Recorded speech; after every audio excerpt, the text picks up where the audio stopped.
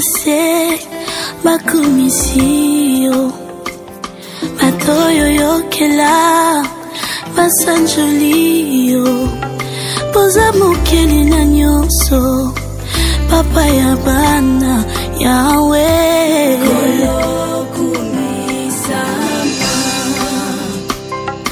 osalaka ndenge nini bobotisa moso ya kunda eliki ya kobota osalaka ndenge nini papa botangisa mono ya kufela baboti osalaka ndenge nini yesu ozongisa esengo na elongi oyo eseka mwakala yesu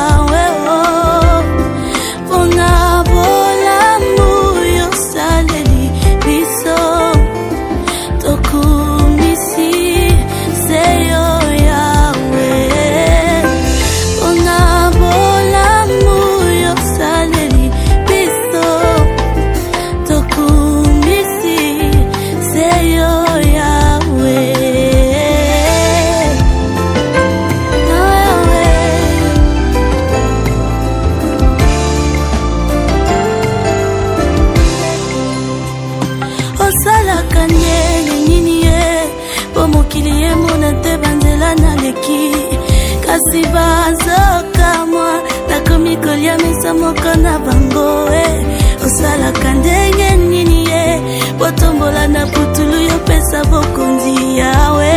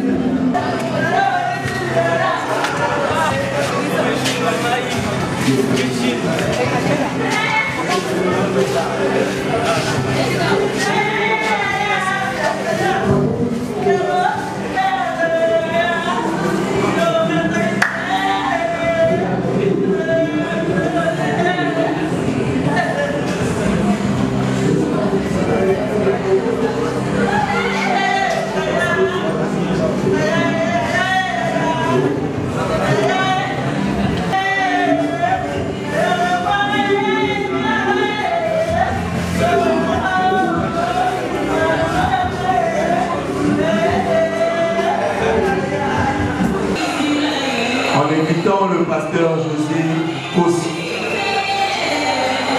Après la prière, nous allons citer la biographie de maman. Après la biographie, nous allons la prédication du révérend diacre.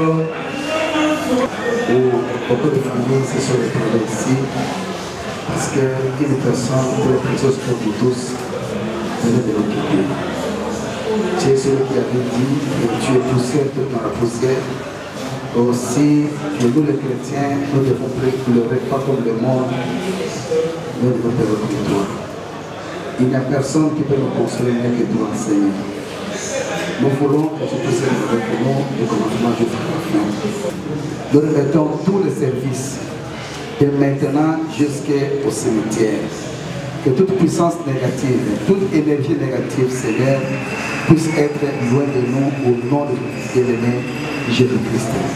Nous remettons tous les services entre tes mains, commence avec nous comme l'alpha et finit avec nous comme oméga, dans le nom de Jésus. Amen. Notre grand-mère a trouvé la mort, elle avait 26 ans, et 66 ans plutôt, 66 ans. Elle était la fille du papa Yolo, Bonzolo et maman Ngoï Cécile. Elle a pu encadrer aussi la jeunesse, comme c'est toutes les filles qui sont venues tout près d'elle. Elle a toujours donné des orientations qui ont aidé les filles à réaliser leurs rêves. Elle a souffert d'une longue maladie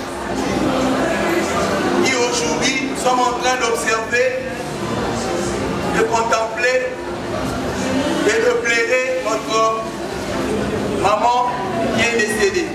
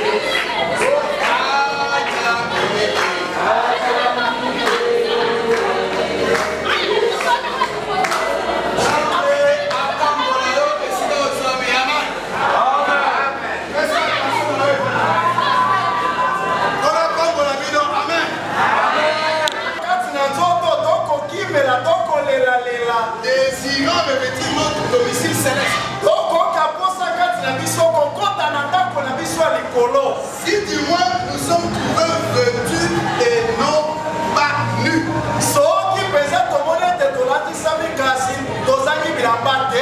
Car tandis que nous sommes dans cette temps, nous gémissons, accablés, parce que nous voulons non pas nous dépouiller, mais nous revêtir, afin que ce qui est mortel soit englouti par la vie. Prions le Seigneur. Parce que vous étiez debout.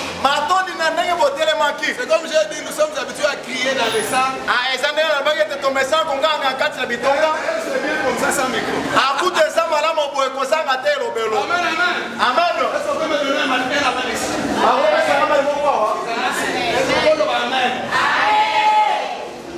Amen, amen. La Bible dit les saints, notre manière de pleurer, nous chantons les cantiques, nous prêchons la parole, nous témoignons. Amen, amen. Amen. Celle qui s'honore là, c'est une sainte. Elle a fait un grand travail. Notre manière de l'honorer, nous prêchons comme ça. Et quand je viens prêcher ici, je ne prêche pas cette dame là qui s'en va. Je suis de prêcher toi. Toi qui es vivant. Toi qui as encore le souffle de vie. Est-ce que tu as encore un travail à faire sur la terre? Elle se repose. Elle ne m'entend même pas. Mais c'est toi qui m'entends. Tu m'entends? Fais attention maintenant. Amen, amen. Là où je viens de lire, Paul dit ceci. Il compare ton corps. Ton corps que tu aimes bien. Mon corps que je chéris très bien. Je suis très bien habillé.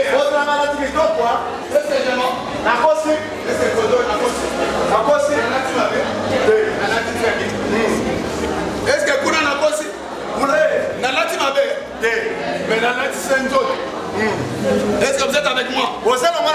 Mais Paul, quand il est en train de faire l'analogie entre les deux habitations,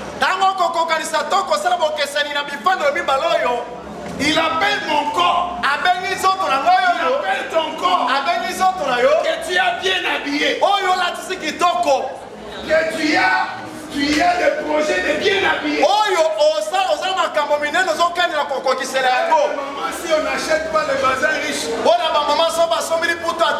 les papas ont des problèmes. Pour le corps là, Paul appelle ça une tente.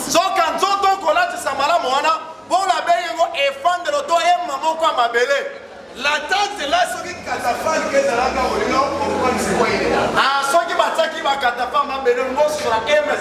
Prenez les catafales. On appelle Boyebi. Boyebi catafale comme ça dans ma tente. Paul compare ton corps à tente.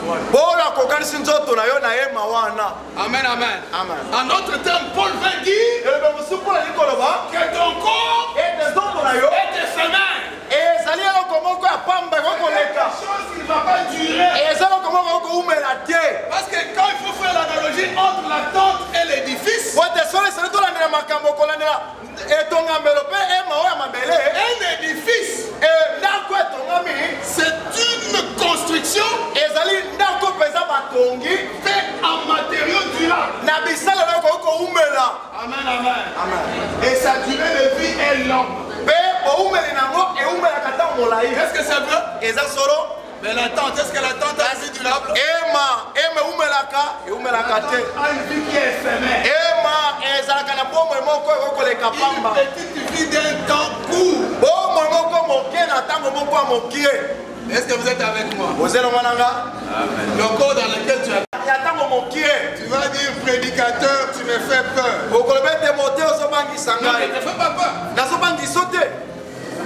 C'est la Bible qui dit ça. Est-ce que j'ai lu la Bible? C'est la Bible qui dit que le corps où nous habitons, cette tente où nous habitons, si elle est détruite, nous avons une véritable construction. Pas ta maison en étage là. Parce que ça aussi c'est éphémère. Mais il y a une construction qui n'est pas faite par les architectes de ce monde. Il y a une construction faite par Dieu lui-même. Est-ce que tu peux dire amen à ça? Oh, si tu dis pas amen, c'est que yes. Il y a des gens qui n'ont pas la foi que quand ils quittent son corps, ils ont une autre vie.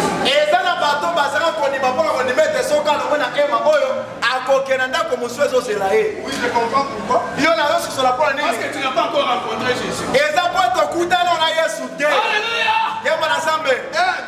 Tu as peur de la mort parce que tu n'as pas l'assurance. En quittant cette vie ici, tu vas entrer dans un autre corps. C'est pourquoi tu as peur. Les gens, quand ils veulent mourir, il appelle son Amen, amen.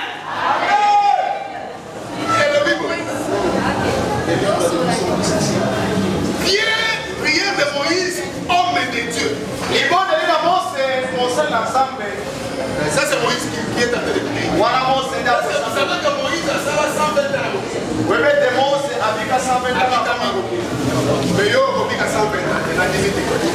Parce que degré ma sous-maison dans mon client, il a 120 ans, la limité. Ce qui va tout là, la moyenne que les maisons qui étaient avant. Là, il y a ma sous-maison qui a 120 ans. Notre cœur à la sagesse. Le cœur de l'homme se tourne toujours vers les mauvaises choses. Le cœur de l'homme depuis la jeunesse, ça se tourne toujours vers les mauvaises choses. Depuis qu'on est enfant, on ne nous montre même pas commettre les mal, mais nous les faisons.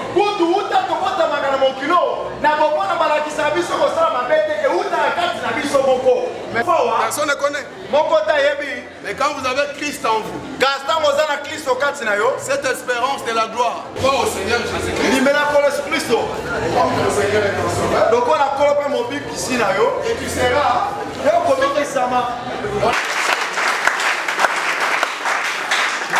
au lieu de deuil, évitez les conflits. Le deuil, ce n'est pas une lieu de rire où on vient au secteur avec des macrophies, avec des paroles, avec des collinets. Non!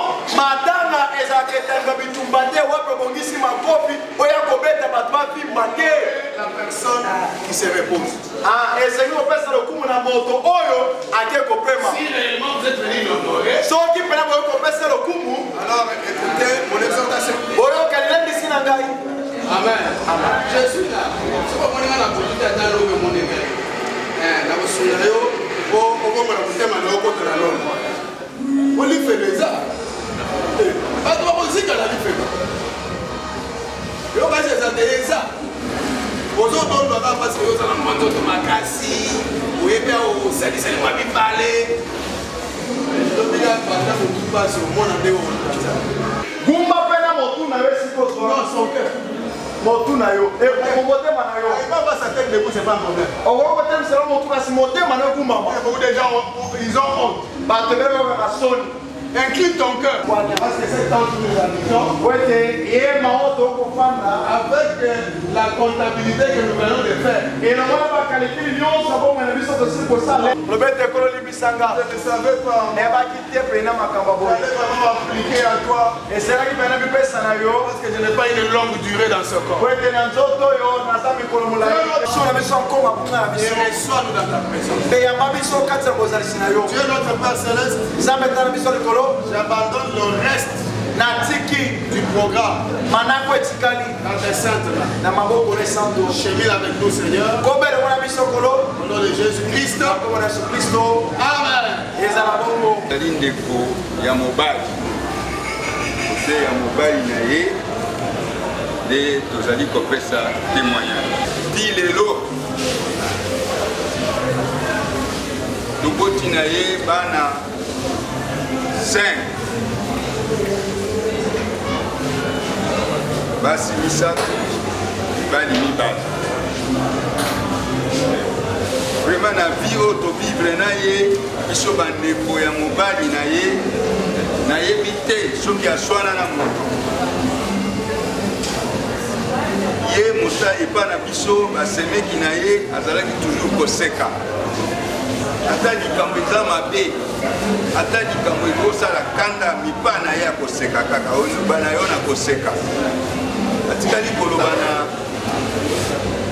franchement nayebi te soki nani akokaki kozwa ye mabe parce que ataki ta azoloka kanda aoyebi soka na koseka semeke so oyebi tala likambo oyo me azoseka alors soki omoni moto azoseka c'est-à-dire aza vraiment naissance aza na kanda te façon na ye azalaki nango epa na biso kende pa ya grande sœur abandaki kokuta ye à chaque fois na banda okende abanda otangaka ya bible abanda ozalaka na bible na maboko ntango mosusu soki nalingi nakende nazoloba okende pa grande sœur kuna bana okuta ye kana babible na maboko kana babible na maboko mona soki nalingi nakende nazodoke pembeni okomona ye kana veranda na libanda afandi na bible azotanga okokende kuna bo grande sœur abandi koteyateya yo koteyateya yo en tout cas mpo na ngai ya ndeora kozala yaya oyo ebotami otobotami ngai motobo moko aza mama mpenza oyo abokoli ngai epuis aza mama oyo abandaki kosangisa biso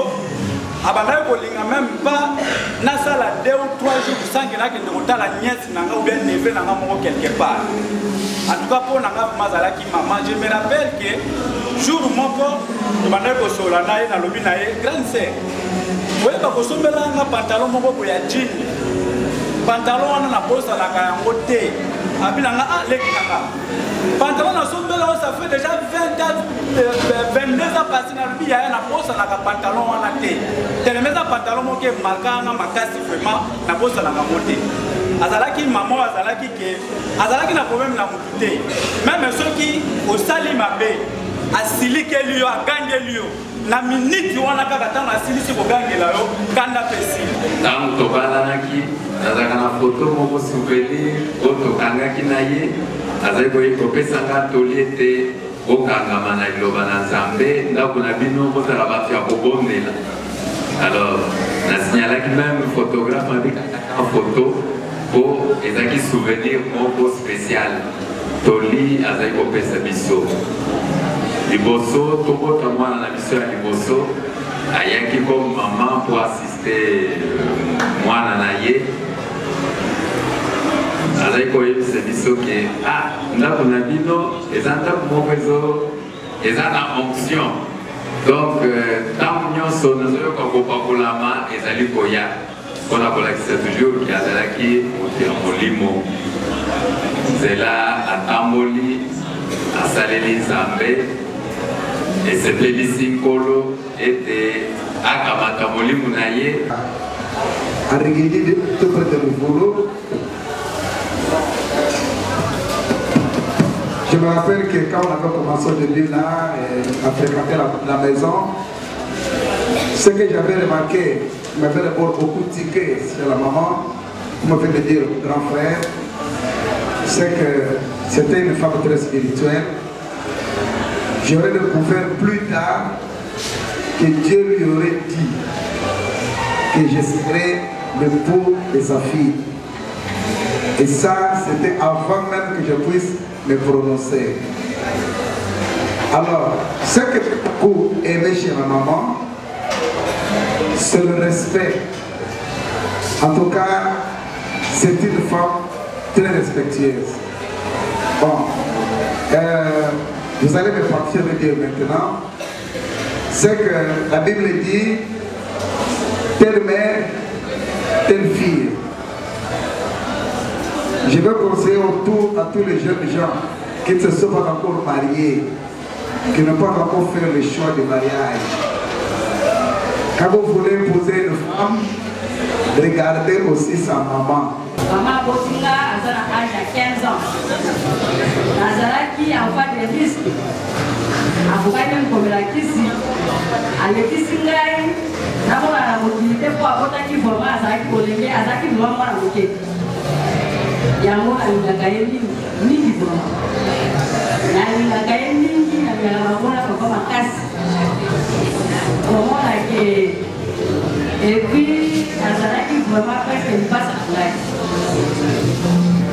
maman abokoni biso na kati ya bolingo pe namoni noko même koloba oncle koloba maman abokoli biso vraiment kati na liwa nzambe epi eloko bane komarke ngai mama na biso toyebaki makamba kokota bahopital te toyeba kokota bahopital ka ere kobali awa boye epi tokola mbala liboso baperfitenga nakomi na kati ata balibali me mama na biso azalaki soko alokeli mama ata malade yango eza ndenge biso so toyebaki biso makamba komela bakisi te mama kozwa kaka mafuta ndenge paster joseph kusi alobi aboneli atiki wana okotoka soko ndali na yo te kosala libure koma aza kuna te komesalaka na ritme wana epuis mama alakisaki biso soki alambi biloko ye abondelaka deja na nzungu kuna okoyoka sa bondele esilaka mama eloko emakaki nga mpona mama na vi na ngai yango wana ebele mama na ngai azalaki mama ya mabondele. C'est ma mère quand vous êtes je suis établi de la famille, nous sommes assez comme les présentateurs à commencer ici. Et c'est grave. La suivante c'est Esther. Et après Esther c'est Naomi. Après Naomi c'est Joël. Et après Joël c'est moi, Olivier. Et c'est que nous pouvons retenir, c'est que nous pouvons retenir que notre maman est premièrement une chrétienne. C'est que moi je retiens que maman était réellement une chrétienne. Amen. Et les grands témoignages que je raconte souvent dans mon église, et que quand moi j'avais dérouté, quand j'avais le cadet, je fumais, je faisais beaucoup de mauvaises choses, mais chaque fois que je revenais de la maison, peut-être ivre, maman me pointait les doigts et me disait qu'à la naissance de ton grand frère, j'avais dit qu'il sera un pasteur, il sera tout et il sera un pasteur, un homme calme. Et toi, je te regardais à ta naissance et j'avais dit que toi, tu seras un évangéliste, un homme qui fait. Et elle me disait que ce n'est pas la voix qui est dans ton esprit, mais moi je sais que tu reviendras à Dieu et tu pécheras. Et comme par miracle, quand j'ai commencé à servir Dieu, je me rappelais toujours que mon maman avait dit qu'à ma naissance, elle m'avait regardé et elle avait dit que cet enfant sera un serviteur de Dieu puissant. Et elle avait bien dit que ça sera un homme de fait. Et cela s'est accompli. Et c'est vraiment un témoignage qui me marque beaucoup. Comme beaucoup ont témoigné, comme un serviteur avait témoigné, maman n'était pas rancunière. Elle était très gentille. Elle était de nature, de tempérament nerveux. Elle était de tempérament nerveux, mais elle n'était pas rancunière. Quand elle voyait quelque chose qu'elle n'aimait pas, elle disait clairement que ceci ne me plaît pas. Et après, elle oubliait et elle continuait son chemin comme un plus gros chrétien. Et ma mère a apprécié de cet esprit. Et un autre grand témoignage que j'ai de ma mère. Et puis, à l'église de Bouma, quand elle a côté tout tombé, et le fils circulaire dans le pays, et la Pentecôte avait sauté la ville de Bouma. Et maman avait dit non. Les visions est descendues depuis Kinshasa, le pasteur Baruch a amené les faits et ça ne peut pas sauter la ville où moi je suis, où moi je suis. Elle avait prié, elle a prié et elle avait envoyé un soir à l'Issara chez le pasteur Manzé. Elle a dit, pasteur Manzé, chez toi il y a les faits, puis pour que les faits puissent descendre aussi ici à Bouma. Et un frère a fait appeler les messages en vélo. Ça fait la distance qui séparait les deux villes et 12 km si je ne me trompe pas. Et la journée, le premier est arrivé avec le mouchoir. Il a dit à maman que le pasteur Manzé a envoyé le mouchoir pour que la Pentecôte puisse descendre au quotidien. On avait amené ça chez nous la journée et la nuit, on dormait avec le frère Joël. On a écouté maman au salon en train de prier et directement on a commencé à écouter le bruit et c'était la Pentecôte qui avait commencé dans notre maison.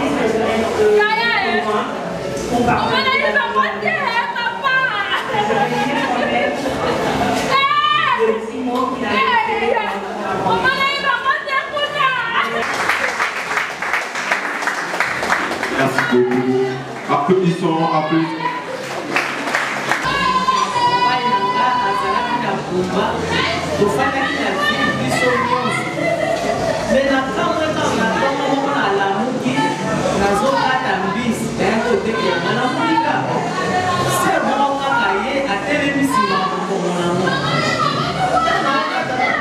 namoni ngabi napesi ye bonsoir alobi bonsoir nayebisi ngabi nasepeli koya kotala tema nayebi ete nango bato bakoma ye liboso na mboka oye kotala nayebisi bana opesa mopaya kiti bazwi kiti bapesi abandika kosekisanga natulunga yo nani oyebinga oteme nasepeli kaka nasosoto banofana atuninga abiko yo mutu mwana mutu kishasa aleta kuba na ye sango moko ya malamu mpona yebisa onga bisango nini alobi na ye koteya yo liloba nzambe nzambe atindinga epana wana na oprie na katolike alobi nzambe atindinga na ye epana yo ngatuni epana nga nzambe nini nga na motelaka nasatalaka na katolike abiko nalingi nalakisa yo nzambe wana namoni sikoyo asili brochure namona mondele moko aza likolo ya brochure wana osuku nini nga nayebisa ye mama pardon nga nasambela na katolike oyo osimbi soki kaye soki nini namoni mondele moko likolo ngai esiki nasambelaka ekoki papa na nga auti na katolike nga moko na zwi bateme esekelo batiaka mai na mutu nga alobi kende nazolamba alobi na kokende te nzambe atindinga epana nazwi biloko natie na moto yebaka ojourne mobimba fatika wana ayebisi nga alobi nga nazofandaka pre na yo omoni natiki ndako vile eza monene naye kaka epana yo wana mpe na mokili na babisu na kapa mpai nanga mpe nazalekela moko ayebai na mboka na baobenge etere nalati babisu nanga nde na sukola ya jipe nanga yebaka jeune fille ya 25 ans ye siko alataki maputa ngana nazaki ete bana ya basilisi atenginga mama me ngai nzambe atindinga ebana yo ngai ya kosolola na yo sango malamu oyo sambala koloba alobi okobondelaka tobondelaka na sina bondelaki na tongaki te kosala biso nyonso na maison ezonga na epate na ke talo baotia mpona pate bisete esprit nazokomprendre kaki wana te na mobali na ka mokatembi mokakangami toko mokakangabi na kunga nga sikoyo boye nakomi kaka kolela bango nyonso na mama na mwana kati ya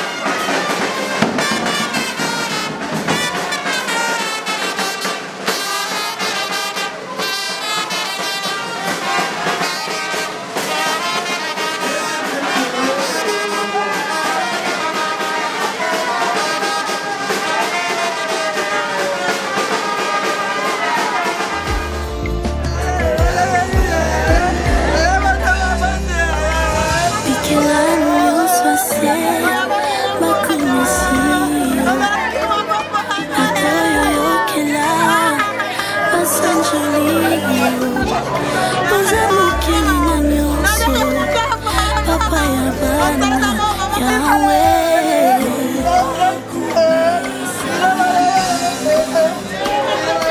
osalaka ndenge nini kobotisa moso ya kunda eliki ya kobota osalaka ndenge nini papa botangisa mono ya kofela baboti osalaka ndenge nini yesu ozongisa esengo na lingi oyo eseka mwakala yesu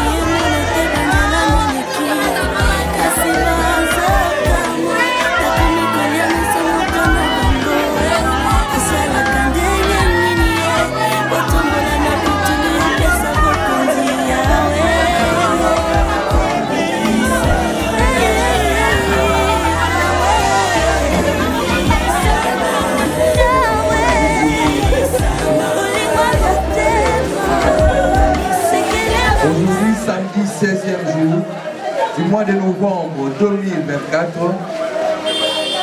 nous nous sommes retrouvés dans l'espace du centre universitaire. Nous avons suivi la prédication et faute de temps, pour notre premier point, nous allons inviter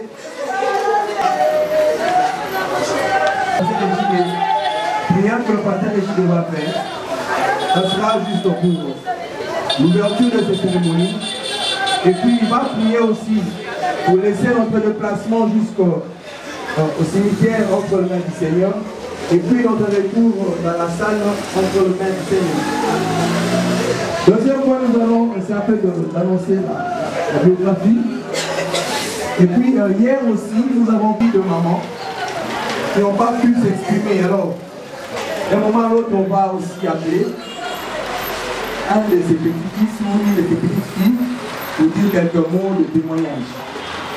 Nous allons passer par le diable de fleurs et puis ça sera le jeu du corps. On n'est pas à trop prendre notre temps. Nous invitons le pasteur.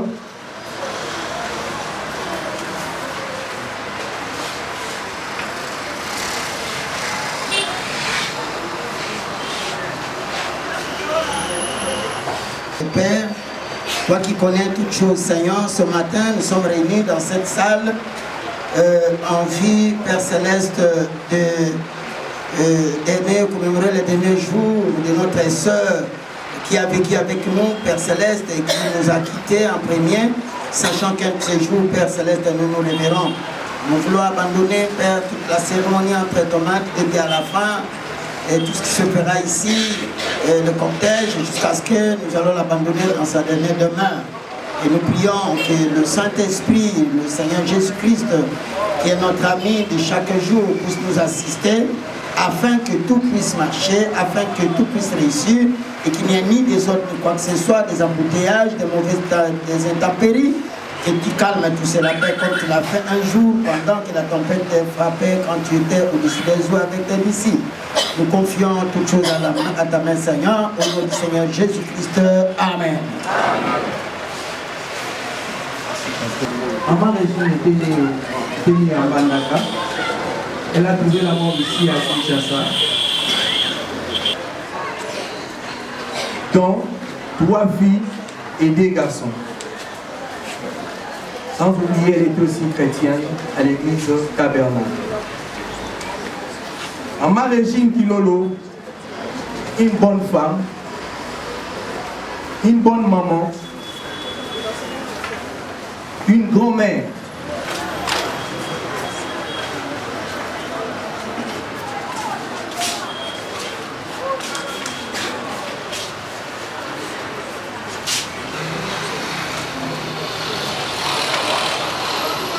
M'aimer comme ça me brise le cœur. Je pense que certains d'entre vous qui ont plus de foi plus que moi ont y à prier. Les grands hommes de Dieu ont y à prier. Le seul souhait que je pouvais avoir, c'était de voir ma grand-mère encore debout sur ses deux pieds. Chose que Dieu a fait sa volonté.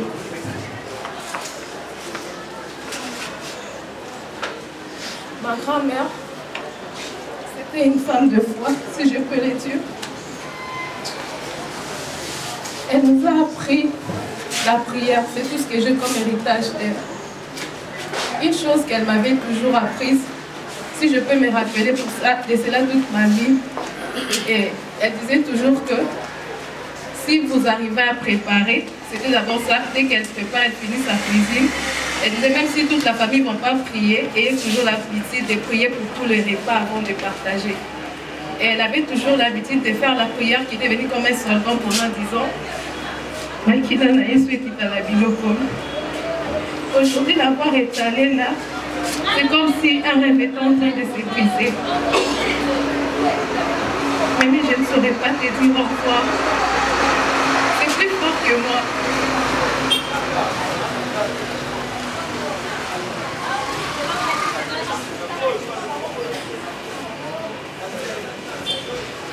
Pour mes mamans, je vous dirais, Mémé vivra toujours à travers nous.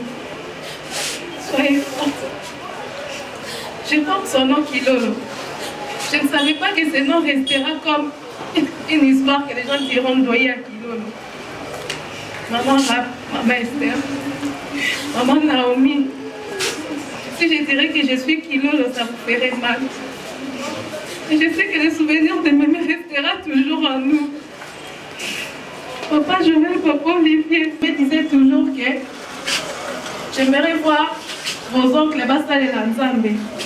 Même si elle est reposée là, je pense qu'elle est contente de voir que ses fils sont des prédicateurs aujourd'hui. À tout le monde qui sont là, la famille des Mémé, la famille de la grand-mère. Vous avez perdu une être très chère. Sa porte était toujours ouverte pour recevoir tous celui qui venait frapper. Je ne pense pas qu'un d'entre vous pourra dire qu'elle était venue frapper à la porte de Régine, on l'a chassée parce qu'elle a manqué à manger. Que Dieu console vos cœurs.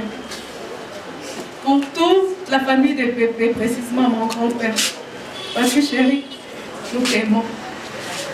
Le départ de Mémé, nous savons comment est-ce que cela te brise. Pépé, nous t'aimons énormément. Au nom de tous les petits fils et petites filles, sois fort pour nous. On veut te voir avec nous. Ne nous laisse pas si tôt comme Mémé. Mémé, c'est trop dur. Mémé. Merci beaucoup. Nous avons tous senti les paroles qu'elle au fond de son cœur.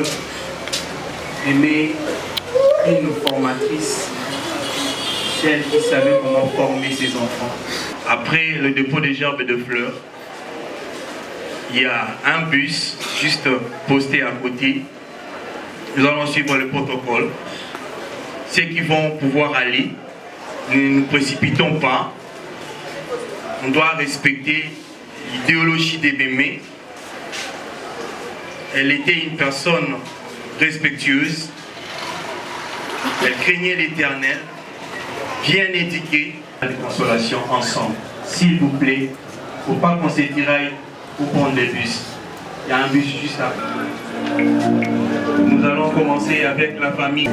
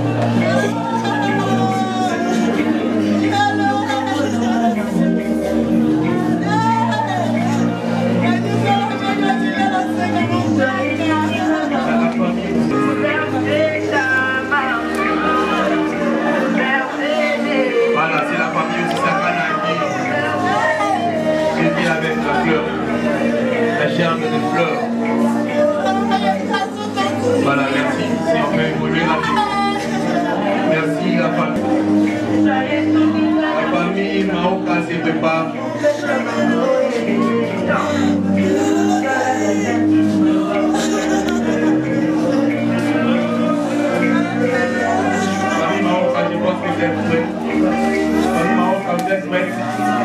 Voilà, nous invitons la famille Maoka. Merci pour votre présence.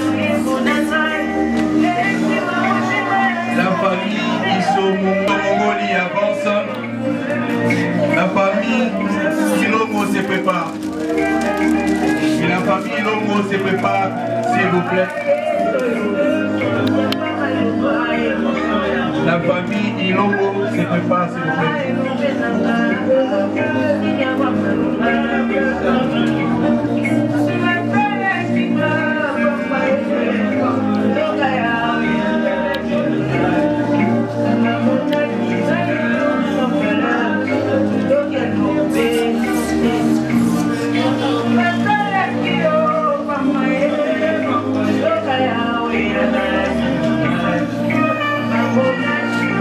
Merci la famille Mongolie.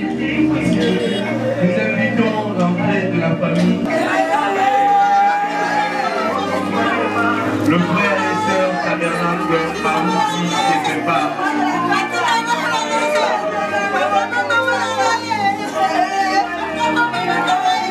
Le frère et sœur tabernacle Marouti se préparent.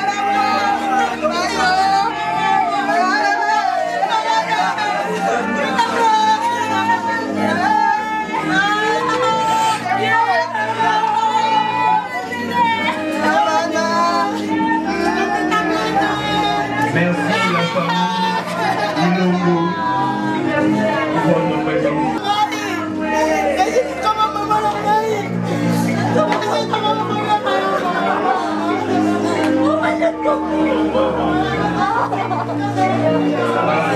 Nous invitons la club Marouti.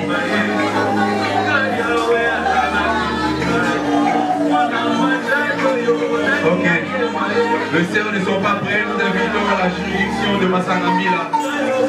La juridiction de Massangambila comme ils sont. La juridiction de Massangambila. Dirigée par les professeurs B.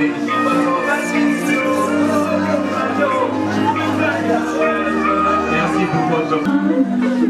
Parmi nous, il y a tant d'autres qui n'ont pas eu cette chance d'être éduqués, orientés par leur grand-mère. Souvent c'est les mamans, souvent c'est le papa. Mais aujourd'hui, nous assistons à une formation.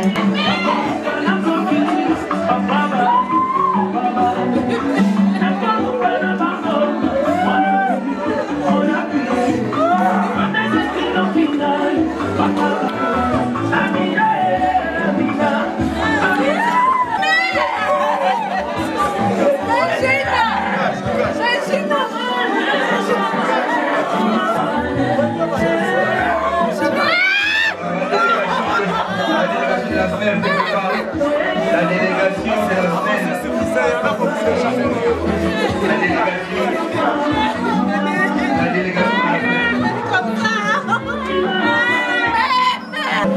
Nous avons senti l'amour. La délégation de la SNEL, merci beaucoup pour votre présence. Nous invitons le pasteur s'il vous plaît, aidez-nous à faire circuler rapidement.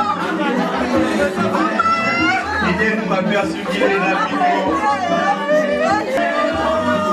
Les enfants de fêtes.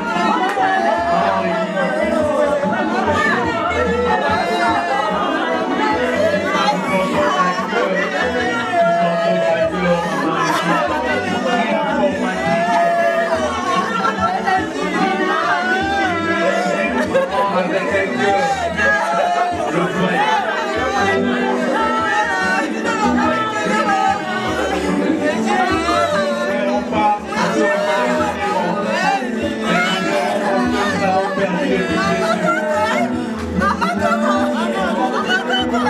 D'une partenaire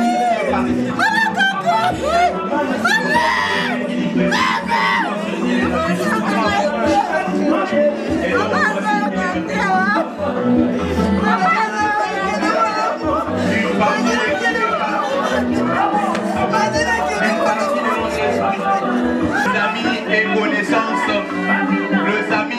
naissance de Maman Régine. Ceux qui n'ont pas pu rendre le dernier hommage à Maman Régine peuvent passer rapidement. Nous continuons par là. S'il y a, ils peuvent venir rapidement rendre le dernier hommage à Maman Régine. Restons toujours unis dans la parole, restons unis dans l'esprit. Tes petits-fils, tes petites filles, tes enfants sont avec toi. Ils vous demandent une seule chose, de ne pas les abandonner. Restez avec eux pendant longtemps. Ne quittez pas la terre des ancêtres surtout. Restez avec eux. Que les bons dieux vous protègent, vous apportent la force de continuer ce que maman avait déjà débuté. L'éducation des enfants, des orientations. Moi, de petits-fils et de petites-filles qui sont là. Nous qui sommes restés, prions aussi pour papa. Prions pour papa. Pour notre bébé qu'il soit fort. Qu'il soit toujours fort, oui. Ça fait mal de perdre notre chair comme sa propre femme. Prions pour papa, prions pour bébé, qu'il soit toujours fort. Merci beaucoup papa, on se rend au métropole entre ciel et terre. Ceux qui auront la disponibilité de partir, gloire à Dieu. Prions à ceux qui partent et les viennent. Ceux qui vont rester, on peut se diriger directement vers la salle. Bikela munyo swase bakumisio matoyo yokela basanjolio poza mokeli na nyonso papa ya bana yawe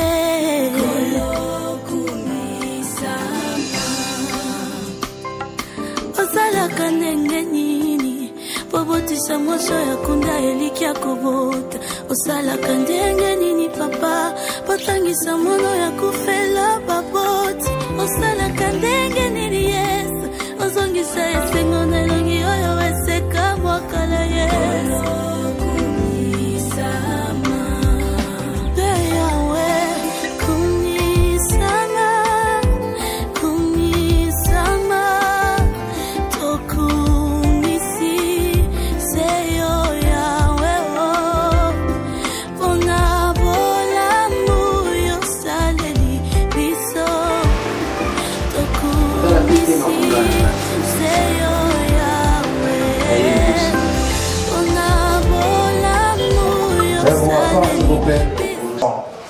De l'intérieur règne une grande famille et une multitude d'amis.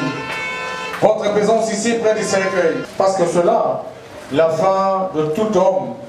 Par cette même occasion, vous confirmez que les liens tissés sur cette terre, tout au long des jours, des semaines, des mois et des années qui passent, s'arrêtent aujourd'hui sur la terre des hommes. Mais vous garderez d'elle, au plus profond de vos cœurs, les choses les plus fortes. Quintet d'Assile Bambou, au numéro 782 du quartier L'Ascension. C'est donc à cette nouvelle adresse physique que nous vous convions à y revenir si souvent, pour vous souvenir d'elle, pour perpétuer sa mémoire ou pour reflérer sa tombe.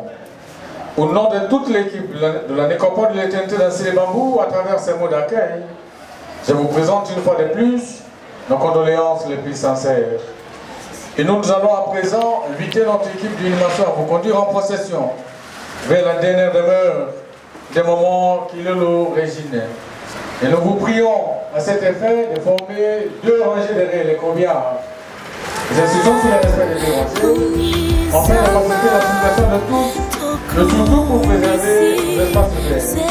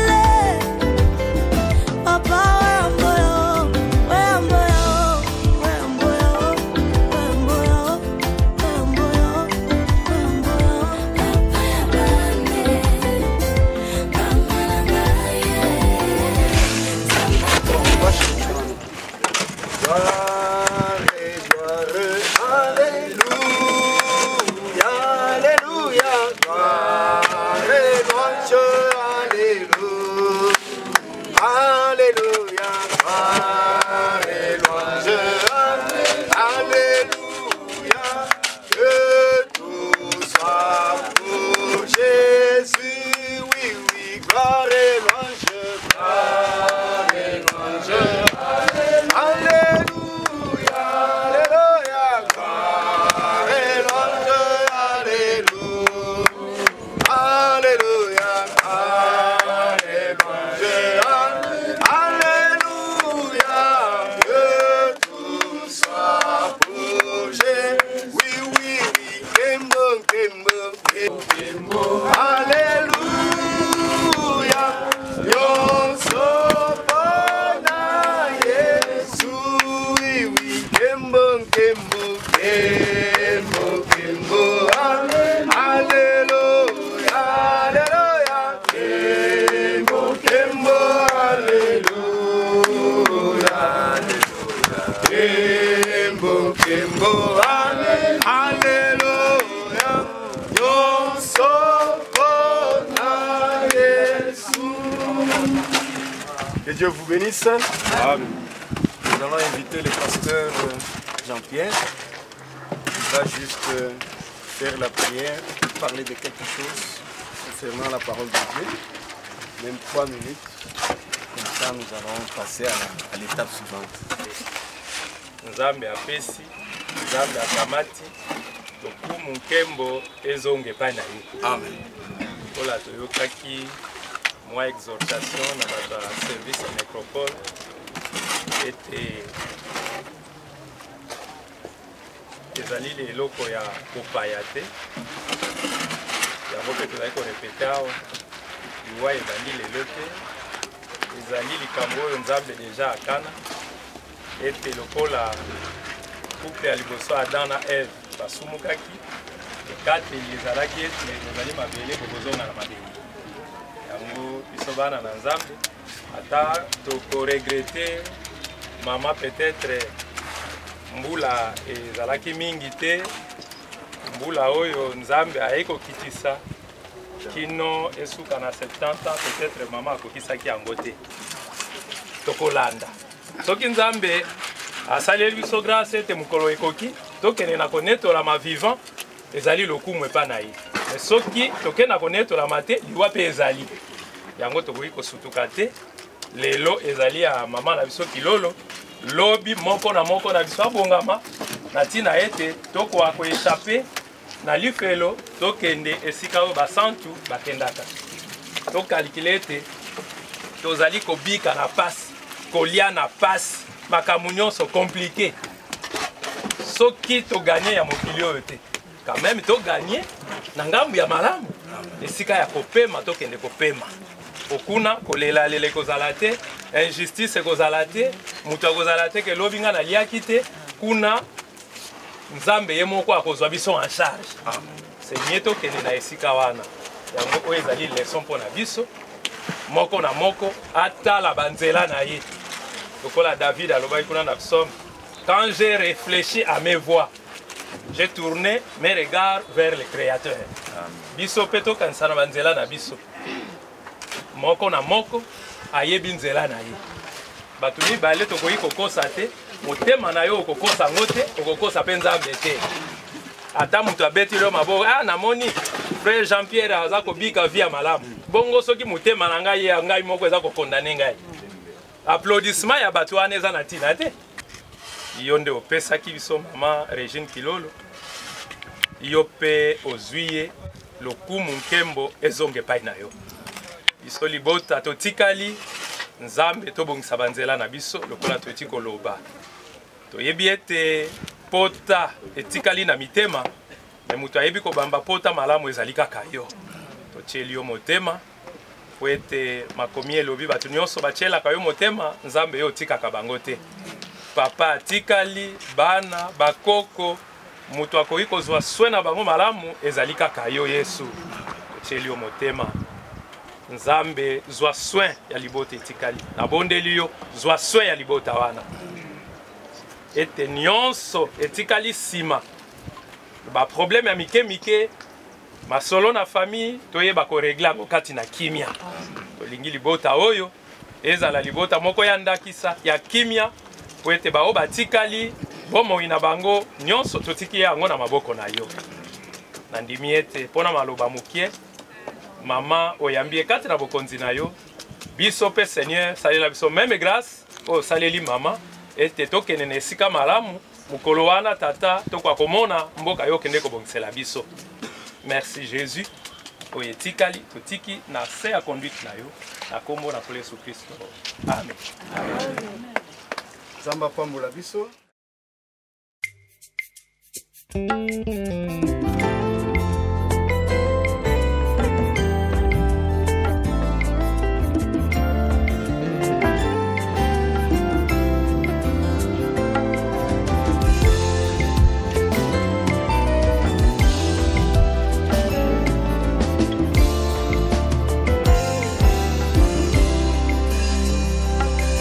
Bikela munyo swase bakumisio matoyo yokela basanjolio poza mokeli na nyonso papa ya bana yawe